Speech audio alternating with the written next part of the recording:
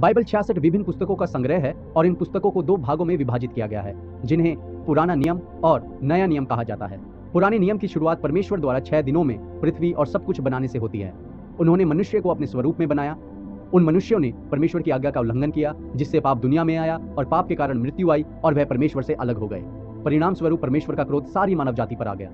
मानव जाति को पाप के बंधन से मुक्त कराने के लिए परमेश्वर ने अपनी योजना के तहत अलग अलग समय पर अलग अलग लोगों को चुना। इसलिए उन्होंने इजराइल नामक एक राष्ट्र की स्थापना की। इजराइल के माध्यम से वह एक उद्धारकर्ता या मसीहा को प्रकट करना चाहते थे। परमेश्वर पापियों को अपने क्रोध से बचाना चाहते थे और वह नहीं चाहते थे कि वे अनंत मृत्यु नरक में पहुंचे। वायदे के अनुसार परमेश्वर ने दुनिया को बचाने के लिए एक लौते उद्धारकर्ता को भेजा। और यहाँ आता है बाइबल का दूसरा भाग, जिसे नया नियम कहते हैं। वायदा किए गए मसीहा जो इजराइल राष्ट्र को बचाएंगे, और उनका नाम यीशु मसीह था। नए नियम में 4 आंखों देखे वृत्तांत हैं, जिन्हें हम सुसमाचार कहते हैं। इन सुसमाचार लेखकों ने बताया है कि यीशु मसीह मानवता को पाप और मृत्यु से बचाने के लिए इस दुनिया में आए। पाप और मृत्यु से मुक्ति दिलाने के लिए प्रभु यीशु एक बार और सबके लिए मारे गए।